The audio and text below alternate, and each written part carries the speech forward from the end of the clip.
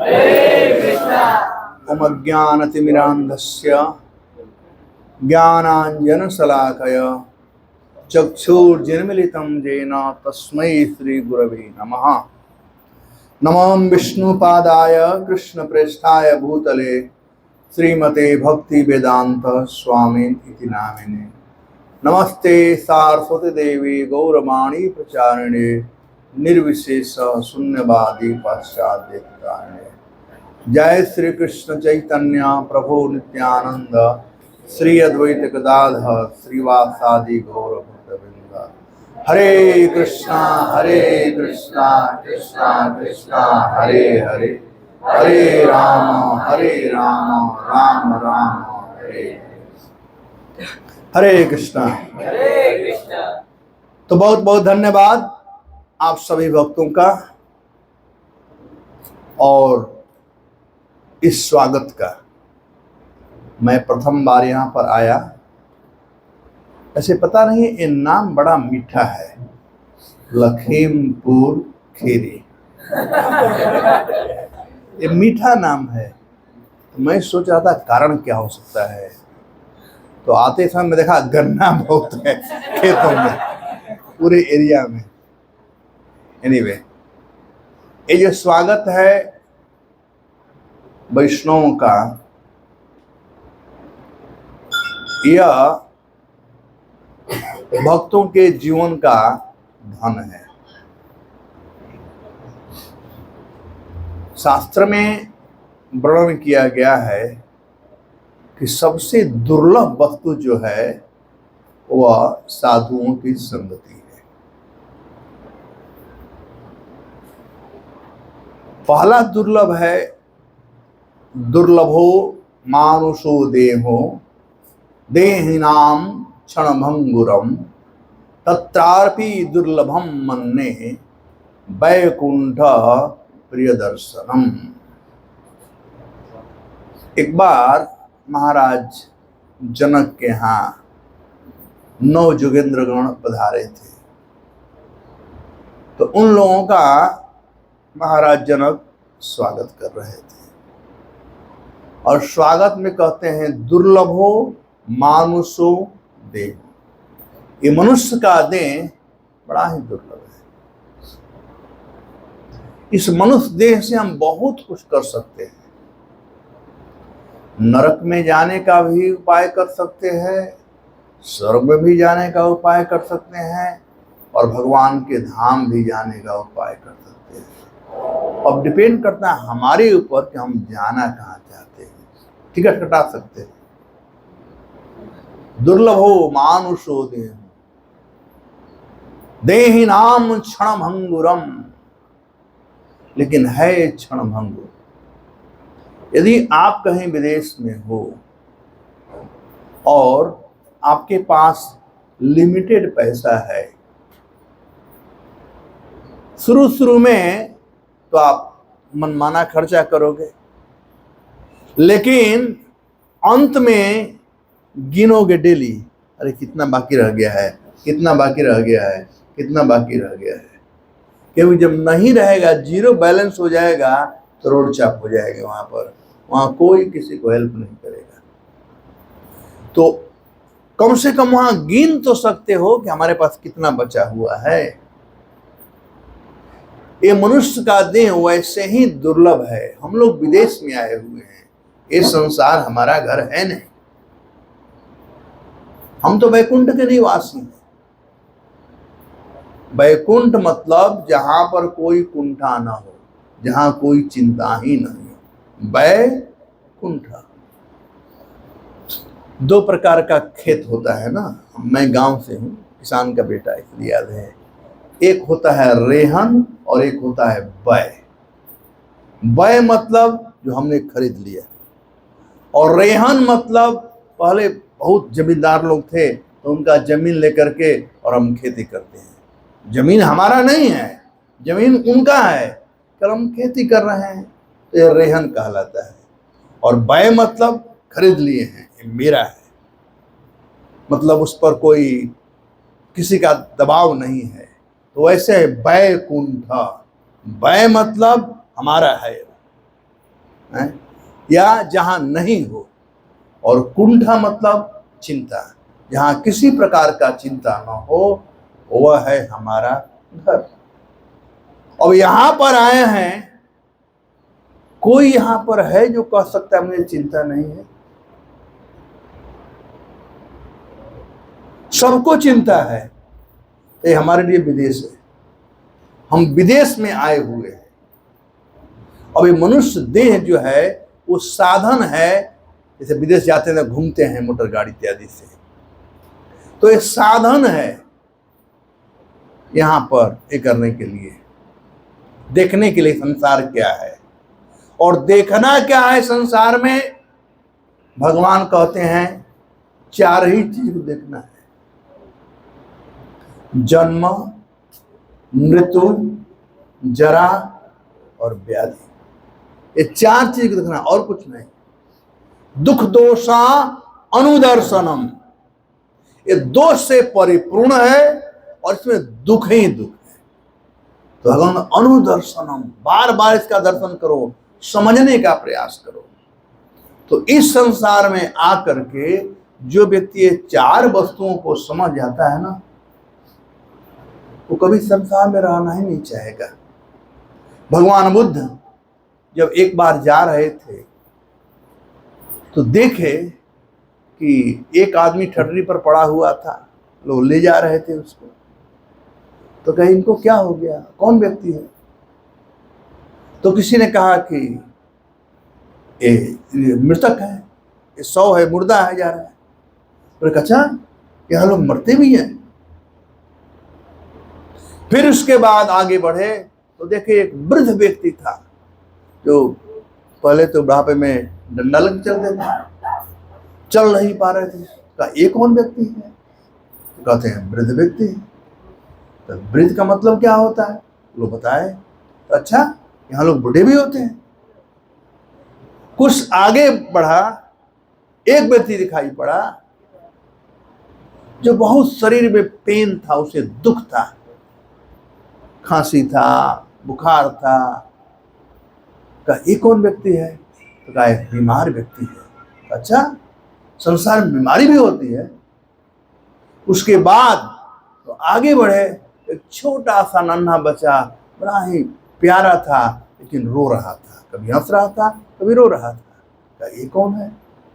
तो कहा नवजात शिशु है, जिसका अभी जन्म हुआ है। जब भगवान बुद्ध इन 4 के विषय में सुने और समझे तो उनको वैराग हो गया, और बाद में सब कुछ छोड़ कर करके और जाकर तपस्या करना चाहिए। तो मनुष्य देह हमको मिला हुआ है इन 4 चीजों को समझने के लिए। भगवान कहते हैं अनुदर्शनम, अनु मतलब बार बार, और दर्शन मतलब समझो, फिलोसफिकली ट्राई टू अंडरस्टैंड, सैद्धांतिक रूप से समझो कि जन्म क्या है, मृत्यु क्या है, बुढ़ापा क्या है, रोग क्या है। कोरोना ने सबको समझा दिया था, राइट, कि रोग क्या है। कोरोना समझा दिया था कि अपना कोई नहीं संसार में, यही था ना। भूल गए सब लोग ना, हम भी भूल गए हैं, हम याद भी नहीं करना चाहते, सब भूल गए हैं। लेकिन कोरोना समझा दिया था कि संसार में अपना कोई नहीं है। बगल वाली पत्नी ठीक कर दिया, अरे तुम दूर रहो, हमारे बात मत आओ, तो कोरोना हो जाएगा, यही बात था ना। बाप पड़ा हुआ है, पति पड़ा हुआ हॉस्पिटल में, मर रहा है, लेकिन पत्नी नहीं छूने जाएगी, पति छूने नहीं जाएगा, क्योंकि हमको भी लग जाएगा। तो इसको हमें समझना चाहिए, और इस मनुष्य देह से ही हम समझ सकते हैं। इसलिए दुर्लभ है, मानुषो दुर्लभो देहो देहि नाम क्षणभंगुरम, और है भी तो गिर भी नहीं सकते कितना दिन रहने वाले हैं। कहते हैं जब तक सांस तब तक आस। कोई व्यक्ति पड़ा हुआ है वेंटिलेटर पर, मरने वाला है, और सांस चल रहा है, लाखों रुपया खर्चा होता है, हम जानते हैं वो मरने वाला है, लेकिन फिर भी हम वेंटिलेटर को हटाते नहीं हैं। कहते हैं जब तक सांस तब तक सांस हो सकता है बच भी जाए। तो हमारा जो श्वास है वही असली धन है, और उस असली धन को, उस श्वास को यदि हम भगवान की सेवा में न लगाएं, भगवान का चिंतन न करें, ये श्वास जो है, कहा जाता है कि सांस प्रश्वास भगवान का स्मरण करना चाहिए। इसलिए मानव जीवन मिला हुआ है। हम लोग इंट्रोस्पेक्शन कर सकते हैं बैठ करके कि दिन में मैं कितना सांस लेता हूं, कितने बार सांस लेता हूं, और कितने बार उस सांस के साथ में कृष्ण का स्मरण होता है। ये जो 16 माला जप करते हैं ना, तो 16 माला जप में 21,000 बार भगवान का नाम होता है, और एक व्यक्ति नहीं 28,000 बार भगवान का नाम होता है, और एक व्यक्ति 21,000 बार दिन में सांस लेता है। तो 21,000 तो बिल पेमेंट में चला गया है। भले हम माने या न माने, लेकिन हम पर भी कर्जा है। सूर्य की रोशनी का ऑक्सीजन ले रहे हैं तो कर्जा है। तो 21,000 तो चला गया सांस लेने में, और जो बाकी बचा हुआ है 7,000, वही आपका फिक्स एसेट है, वही आपका संचित धन है। यदि 16 माला हम जप कर रहे हैं और सांस प्रश्वास में केवल कृष्ण का ही स्मरण हो रहा है और किसी का नहीं, तब 28,000 को क्लेम कर सकते हो। नहीं तो नोट के समान आज पाकिस्तानी नोट भी आता है, वो फेक वाला होता है, तो गिनने में तो 28,000 हो जाएगा, लेकिन है नहीं 28,000। इसलिए जब जो करते हैं हरे कृष्णा कृष्णा कृष्णा हरे हरे, हरे राम राम राम हरे। इसे हमें ध्यान से करना चाहिए। दुर्लभो मानुषो देवो देहि नाम क्षण भंगुरम तत्रापि दुर्लभम मन्ने। इससे भी महाराज जनक कहते हैं तत्रापि दुर्लभम मन्ने, मैं मानता हूं ये मनुष्य देह से भी दुर्लभ क्या है, वैकुंठ प्रिय दर्शनम। वैकुंठपति नारायण के जो प्रिय हैं, भक्त लोग हैं, उनका दर्शन बड़ा दुर्लभ है, साधु संग बड़ा दुर्लभ है। खैर हम तो साधु हैं नहीं, लेकिन हमारे गुरु जी साधु हैं, प्रभुपाद जी साधु। ये लाइट जल रहा है, इस ट्यूबलाइट में कोई शक्ति नहीं है, चूंकि इसका कनेक्शन पावर हाउस से है तब लाइट जल रहा है। यदि पावर हाउस से बिजली खत्म हो जाए तो कितना भी ब्यूटीफुल यहाँ ट्यूबलाइट हो और आरती करत रह जाए, ट्यूबलाइट जय ट्यूबलाइट जय, वो जलने वाला नहीं है, क्योंकि कनेक्शन उसका कट ऑफ हो गया है। तो आज जो भी सम्मान हम वैष्णव जब आए तो आप लोगों ने इतना किया, इतना माला पहना दिया, फर्स्ट क्लास है। मुझे यह गुलाब का माला प्राप्त कर करके, हमारा एक केंद्र है वापी में, गुजरात में, तो जब मैं वहाँ जाता हूँ तो हमारे भक्त लोग हमारे लिए स्पेशली वो चंपा का माला बनाते हैं। चंपा जानते हो ना, चंपा फूल थोड़ा मोटा और बड़ा सुगंधित होता है। तो वहाँ का वो चंपा फूल का माला मेरा फेवरेट है। और जब मैं यहाँ पर आया तो गुलाब, और मुझे आश्चर्य आया, पंखुड़ी गिर नहीं रहा है और सुगंध भी है। और वृंदावन वाला जो गुलाब है ना, सुगंधित है लेकिन पानो तुरंत गिर जाएगा। ये विदेशी है, ये देसी है, तो विदेशी है, कोई बात नहीं। तो मुझे यह बड़ा अच्छा लगा। तो उसके बाद आप लोग पुष्प वर्षा कर रहे थे, क्या क्या कर रहे थे, उत्साहित थे, प्रतीक्षा कर रहे थे इतने धूप में। इसके लिए बहुत बहुत बहुत बहुत धन्यवाद हृदय से। लेकिन मैं इसका वास्तव में उत्तरदायित्व नहीं। मैं इसका इसका क्रेडिट मुझे नहीं बल्कि गुरु परंपरा को, क्योंकि आज हमें ये प्राप्त हो रहा है। क्यों प्राप्त हो रहा है? क्योंकि मैं इस्कॉन से जुड़ा हूँ, क्योंकि मैं प्रभुपाद जी से जुड़ा हूँ, क्योंकि मैं राधा माधव से जुड़ा हूँ, कृष्ण से जुड़ा हूँ। जब तक से हम जुड़े रहेंगे, जो भी भगवान से जुड़ जाएगा उसका मार्केट में भाव बढ़ जाता है। कैसा भी व्यक्ति हो, वो छोटा बच्चा भी हो ना, तो तिलक कंठी कर, बड़े लोग कहते महाराज राम राम, छोटा बच्चा भी होता है। तो अभी हनुमान जी बंदर थे, लेकिन भगवान से जुड़ गए। डेली लोग पाठ करते हैं हनुमान चालीसा का। काकभूषणी कौवा थे, कौवा को कौन मानता है? लोग सम्मान करते हैं। तो कुछ भी हो, जो भी भगवान से जुड़ जाता है उसका सम्मान होता है, बिना मांगे सम्मान मिलता है। लेकिन मोस्ट इंपॉर्टेंट चीज है भगवान से जुड़ना। तो ये जो कुछ भी आप लोगों ने वेलकम किया, ये सब क्रेडिट जाता है हमारे गुरु जी को और पूरे गुरु परंपरा को जाता है। जब हम यहाँ पर आ रहे थे, मैं भक्तों से पूछ रहा था, क्योंकि कल ही बहुत सुंदर, जैसा प्रेम हरिनाम प्रभु ने बताया, बहुत सुंदर उत्सव मनाया गया था फूलों के होली का। मैं सुना यहाँ पर भी है। हमने शुरू किया था 2015 में, 15 में बाहर किया था। हाँ, लेकिन हाँ पहले राधा माधव पर, लेकिन बाहर पब्लिक के लिए 2015 से जब मंदिर खुल गया उसके बाद में। और अब आज ये फूलों के होली का प्रथा ऑलमोस्ट ऑल ओवर इंडिया चल रहा है, यहाँ तक कि लखीमपुर खीरी में भी होने वाला है। तो ये राधा माधव का अहेतुकी कृपा है। कल का जो प्रोग्राम था, हमारे भक्तों ने प्रेम हरिनाम प्रभु की अध्यक्षता में बहुत कठिन परिश्रम किया। मैं केवल टास्क देता हूँ, करना इन लोगों का काम है।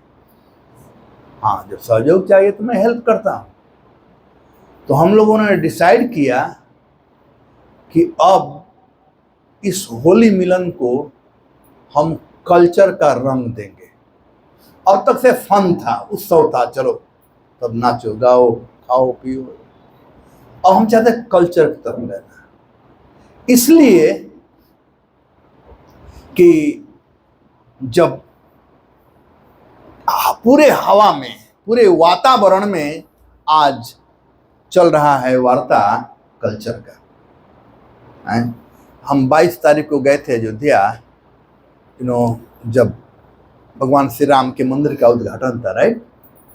तो सब के सब लोग, चाहे हिंदू हो, मुस्लिम हो, क्रिश्चियन हो, रिक्शा वाला हो, कोई हो, सब कहते जय श्री राम जय श्री राम, यही कहते थे। पूरे विदेशों में भी चल रहा था। न्यूयॉर्क में टाइम स्क्वायर में बहुत बड़ा होर्डिंग लगा था और उधर भी जय श्री राम चल रहा था। तो ठीक है, कोई बात नहीं, यही थे कि ठीक है, उसका डाल। तो वैसे ही एक पूरे समाज में भगवान का कृपा है।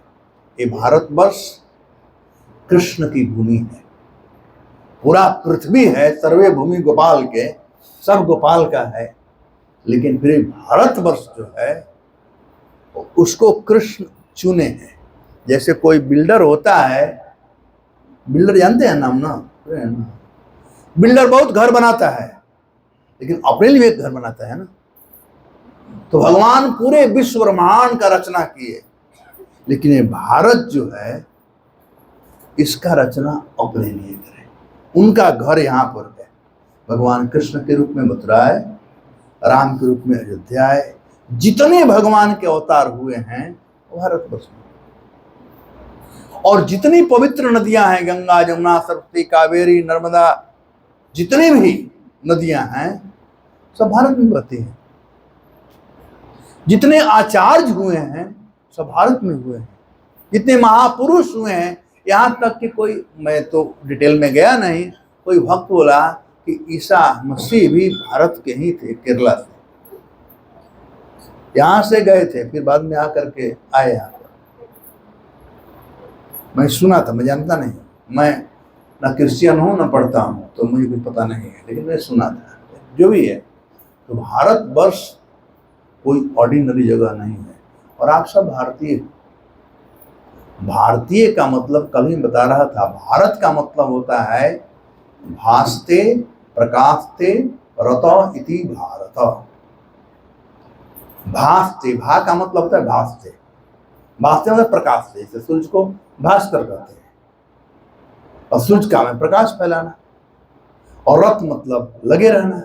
तो जो प्रकाश फैलाने में लगा रहता है वह है भारत, और जो इस प्रकाश को फैलाता है उसके बिहाफ में वह है भारत। ये इसलिए चैतन्य महाप्रभु कहते हैं, भारत भूमिते हैलो मनुष्य जन्मजार, जन्म सार्थक कर कर पर उपकार।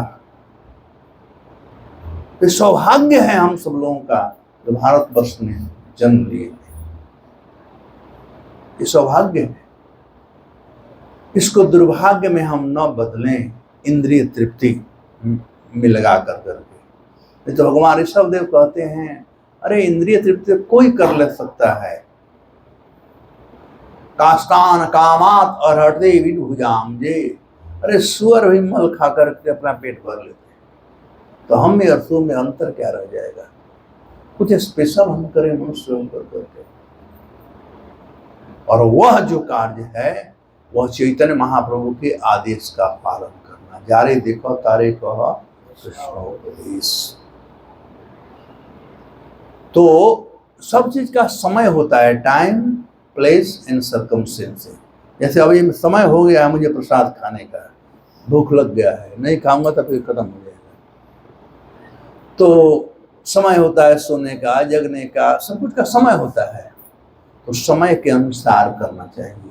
अब एक ऐसा समय आया हुआ है जहां पर जनमानस में एक अवेयरनेस आ गया है कि हम हिंदू हैं, एक अवेयरनेस आया है, हम सनातनी हैं। लेकिन दुख की बात है कि हिंदू किसे कहते हैं कोई बताने वाला नहीं है। हिंदू का अर्थ होता है जो हीनता को त्याग दे, वह हिंदू कहलाता है। जो हीनता को त्याग दे, यानी जो सबसे प्यार करे, वह कहलाता हिंदू। हम करें या ना करें, हमारा ब्लड में है जी, हमारे ब्लड में है। एक कोई छटपटा रहा है, खून गिर रहा है, तो एक वहां पर एक हिंदू होगा, एक मुस्लिम होगा, मुस्लिम चल देगा, लेकिन हिंदू उसको कुछ और कुछ नहीं तो रोएगा बैठ करके, वहां पर कुछ नहीं कर पाएगा तो भी रोएगा, क्योंकि हिंदू सबको अपनाते हैं। हीनता को जो त्यागता है वो नहीं समझता है कौन ऊंचा है कौन नीचा है, वो देखता है कि सबका संबंध भगवान से है। लेकिन आज कोई बताने वाला नहीं है, आज हमारा कल्चर खत्म होते जा रहा है। इसीलिए मैंने प्रेम हरनाम प्रभु से कहा कि इस बार हम लोग कल्चरल इवेंट करेंगे, और उसके लिए श्रीमती मालिनी अवस्थी को हम लोगों ने आमंत्रित किया। और क्या भीड़ था, हम लोग कभी एक्सपेक्ट नहीं किए थे। मैं समय 10-15 हजार, ये रमेश कहते हैं 60,000 तो हमारे सिक्योरिटी लोग बता रहे थे। और वैसे ही लोग आए और गए तो लाखों से ज्यादा लोग थे। खैर भगवान की कृपा से अपने पास जगह कमी तो है नहीं कानपुर। आप में से कितने लोग कानपुर मंदिर गए हो? जो नहीं गए आपको आमंत्रित करते हैं, आ जाओ, अभी रामनवमी है, जब भी आ जाओ। तो बहुत सुंदर फेस्टिवल था। रात को सोते सोते 11 साढ़े 11 बज गया, फिर सुबह 3:30 बजे अलार्म भेज गया। एनीवे फिर मैं सोचा कि मंगल आरती के बाद थोड़ा सोऊंगा क्योंकि इधर आना था जल्दी। तो मैं प्रभु जी से कहा कि मैं थोड़ा आराम करूंगा, कि नींद नहीं आ रहा था, इतना शरीर थक गया था। फिर भी तो आना था, आप लोगों को वचन दे दिया था, नहीं तो आप लोग गाली दे दे बाद में। चलो चलना ही पड़ेगा। तो सही में लखीमपुर खीरी सुंदर नाम है और बहुत कुछ सुना। मैं मैप भी देख रहा था कि इधर नेपाल का बॉर्डर है। Very good. तो नॉर्थ पोल और साउथ पोल, कहाँ कानपुर डाउन है, नीचे है, और लखीमपुर खीरी ऊपर है। तो मैप में भी मत रहना ऊपर, लेकिन भक्ति में ऊपर रहना पड़ेगा। और जो मैं सुन रहा हूँ अब तक से प्रोग्रेस रिपोर्ट जो प्रेम हन्ना पर बता रहे थे, तो आप लोग लखीमपुर खीरी में जन्म लेने के, अपने रहने का आप लोग सार्थकता कर रहे हो, सार्थक कर रहे हो इसको, यहाँ रहने का। इतना भागवतम से वितरण हुआ, रथ यात्रा निकला, और सब जो प्रोग्रेस रिपोर्ट में सुन रहा हूँ, very good, keep it up. और जो भी सहयोग लगेगा हम लोग सहयोग करेंगे। मेरा एक प्रोग्राम है जो कि मैं इन लीडरों से रिक्वेस्ट करता हूँ। ब्यूरो जो हमारे ट्रस्टी हैं, हम लोगों ने एक निर्णय लिया है कि अब तक से शहरों में प्रचार किए, अब गाँव में प्रचार करने का समय है। महाप्रभु का नगर आदि ग्राम, नगर मतलब शहर और ग्राम मतलब गाँव, और गाँव गाँव जाकर के प्रचार करना। तो एक घर घर जाकर के कृष्ण का प्रचार हो। इसीलिए हमने क्या किया कि यूपी को 3 भाग में बांटा, वेस्ट यूपी, सेंट्रल यूपी और ईस्ट यूपी। तो सुंदर गोपाल प्रभु हमारे वेस्ट यूपी के जनरल सुपरवाइजर हैं, प्रेम हरिनाम प्रभु सेंट्रल यूपी के हैं, और कमल लोचन प्रभु जो मीरा रोड मंदिर के प्रेसिडेंट हैं, वे हैं ईस्ट यूपी के। अब मैं तीनों में कंपटीशन लगा रहा हूँ, कौन ज़्यादा कर सकता है। देखते हैं कौन ज़्यादा कर सकते हैं। और करना क्या है, गांव गांव में प्रचार। उसके लिए हमारा विचार है कि प्रत्येक डिस्ट्रिक्ट हेडक्वार्टर पर एक छोटा मंदिर हो। बड़ा मंदिर तो कानपुर हमारा पूरे यूपी का एक तरह से आध्यात्मिक सेंट्रल केंद्र है, लेकिन प्रत्येक डिस्ट्रिक्ट हेडक्वार्टर पर ज़्यादा नहीं, राधा कृष्ण चैतन्य महाप्रभु रहेंगे, और वहाँ से गांव में जाकर के प्रचार करना है। और गांव के लोग बड़े सरल हैं। मैं बिहार जाता हूँ, झारखंड जाता हूँ, और बहुत गांव के लोग, हमारा एक डिवोटी है, क्या नाम है उसका, जगदीश श्याम, क्या नाम है, तो गया था जगदीश गोपाल, एक लड़का है, अब तक से वो 80 गांव को टच किया है। आत्मा कभी से बम्बई में जूही में था। वो फकीर आदमी है, धोती और चादर और कुर्ता पहनता है, और जहाँ जाता है लोग आते हैं, और गांव में रहता है, नेक्स्ट मंगल आरती शुरू करता है।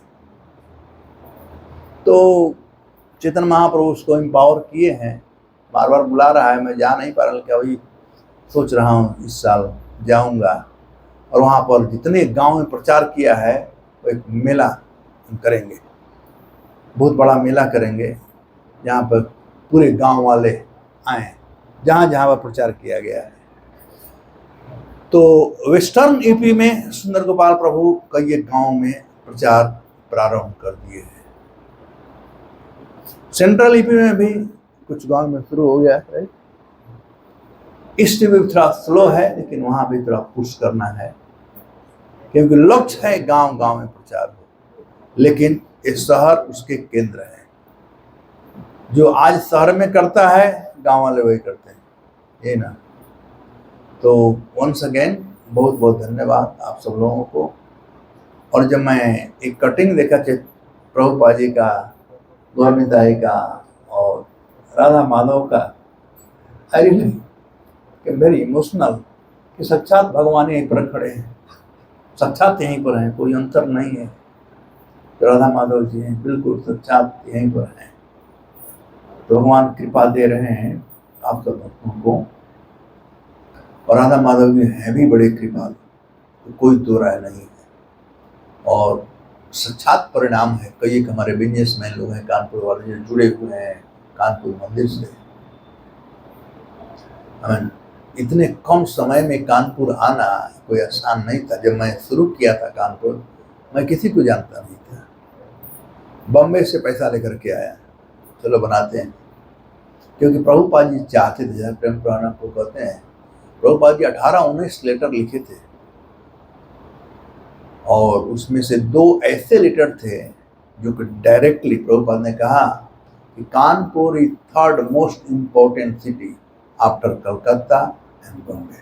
ये लिखे थे 60 में, और 70 में वही बात लिखे, Kanpur is 3rd most important city after Bombay and Calcutta. Prabhupada ji की इच्छा थी, प्रभुपाद जी का इच्छा पूरा करने के लिए कार्यक्रम किए, और अब वैष्णव कृपा से सर्वत्र प्रचार हो रहा है। तो लखीमपुर खीरी में हुआ, अभी हम यहाँ से जाएंगे कल, कौन, सीतापुर। तो एक भक्त भी पावरफुल है प्रचार करने के लिए। सीतापुर में एक लड़का है, वो भी कानपुर से प्रोफेसर है, तो और वहाँ पर कोई मंदिर दे रहा है, बना बनाया, उससे नहीं चल पा रहा है, तो दे रहा है, जा रहे हैं कल देखने के लिए क्या हो रहा है। तो इस प्रकार से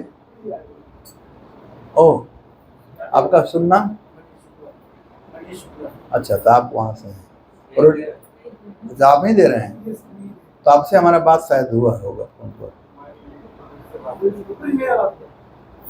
तो who is teaching in Sitapur? Professor?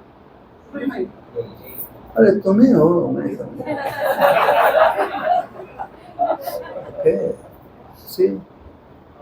हाँ, मैं समझा कभी कानपुर में ही है।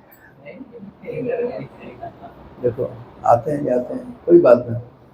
तो ये राधा माधव का कृपा है, राधा माधव की कृपा है। तो ये जरूरी है। आज यदि संसार में किसी वस्तु की जरूरी है, रोटी कपड़ा और मकान का जरूरत नहीं है। यदि जरूरत है तो कृष्ण भावना का जरूरत है, क्योंकि रोटी कपड़ा मकान इस शरीर के लिए है, न तो शरीर हमारा है न रोटी कपड़ा और मकान हमारा है। आत्मा के लिए यदि जरूरत है तो कृष्ण भक्ति की जरूरत है। भोजन करने से इस शरीर हिष्ट पुष्ट होता है और भक्ति करने से आत्मा संतुष्ट होता है। तो इसलिए आज भक्ति की प्रचार का जरूरत है। आज जितने भी यूनिवर्सिटी है, स्कूल है, कॉलेज में, वहाँ पर कभी भी कहीं भी कोई चैप्टर नहीं है जहाँ पर बताया जाए कि what is the difference between dead body and living body. किस क्लास में पढ़ती हो? तो अब तक से तुमने पढ़ा कि मुर्दा और जिंदा में अंतर क्या है? कोई चैप्टर है स्कूल कॉलेज में? नहीं ना। वो जरूरी है, वो जरूरी है। वो नहीं पढ़ेंगे, क्या पढ़ेंगे? जहाज कैसे उड़ता है। क्या पढ़ेंगे? बम कैसे बनाएं। सब बर्बाद करने वाला चीज पढ़ेंगे। जो भी हो, ये कृष्ण भावना जरूरी है, in need of the hour है। आज सभ्यता संस्कृति नष्ट होते जा रहा है। किसी का किसी के प्रति सम्मान नहीं रह गया है। कोई व्यक्ति किसी से प्यार नहीं करता है। यदि प्यार पति करता है पत्नी से, पत्नी पति से, तो केवल स्वार्थवश करते हैं। बच्चे बाप माँ से करते हैं, स्वार्थवश करते हैं। तो रियली आज के दिन इंपॉर्टेंस है कृष्ण भावना का प्रचार। ये अर्जेंसी है कि हम लोग प्रचार करें to one and all. Prabhupada ji अपना जीवन दिए सब कुछ छोड़ कर करके। और भूलना मत, कृष्ण का सेवा करने से कमी नहीं होता है, फायदा ही होता है। सब चीज में फायदा होता है। अरे और नहीं तो जो भक्त नहीं थे वे लोग महीना में 1 बार नहाते थे, और जो भक्त हो जाते हैं तो दिन में 3 बार नहाते हैं। फायदा हुआ ना। कोई भी चीज देख लो, भक्ति करने से फायदा ही होता है, घाटा नहीं होता है। जो भक्त नहीं होते हैं सब कुछ खा कर करके दांत तोड़ लेते हैं, काला काला दांत हो जाता है। और जो भक्त हैं देखो चकाचक लगते हैं। तिलक करते हैं, कंठी बांधना करते हैं, सेविंग करते हैं, तो भक्ति करने से बढ़ता ही है। प्रभुपाद जी कहते हैं कि मैं अपने 5 बच्चों को छोड़ा और भगवान का भजन किया, आज मेरे पास 5000 बच्चे हैं। तो वृद्धि हो गया, 5 को छोड़ा 5000 मिल गए। एक प्रभुपाद जी बीके बिरला को लेटर लीजिए कि आप इतना दिन से फैक्ट्री चला रहे हो, दोनों में दोस्ती थी, आप इतना दिन फैक्ट्री चला रहे हो, आपके पास कितना होगा? देखो हम केवल 7 साल से एक कर रहे हैं और हमारे पास इतना है कि प्रत्येक मंदिर में, हमारे इतने मंदिर है, प्रत्येक मंदिर में 50,000 से लाख रुपया खर्चा होता है। और प्राउडली प्रभुपाद जी कह रहे थे। तो और प्रभुपाद जी ये भी कहते थे कि जैसे जो भक्त होता है सब सम्मान करते हैं। प्रभुपाद जी कहते हैं आप लोग इंडिया में नौकर रखते हो, विदेशी नौकर रखते हो दिखाने के लिए, नहीं, नौकर रखते हो और पैसा पे करते हो।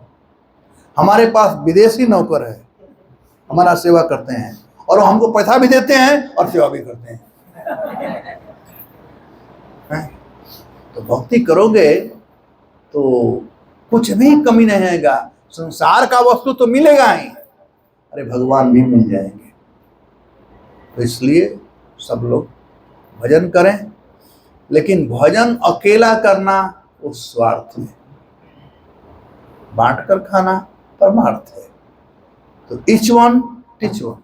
आप भजन कर रहे हो, एक आदमी जब कर रहे हो, दूसरे से भजन कराओ, ऐसे ही प्रचार बढ़ेगा। ठीक है। लखीमपुर खीरी भक्त वृंद की धन्यवाद। हरे कृष्ण। कोई प्रश्न है किसी को?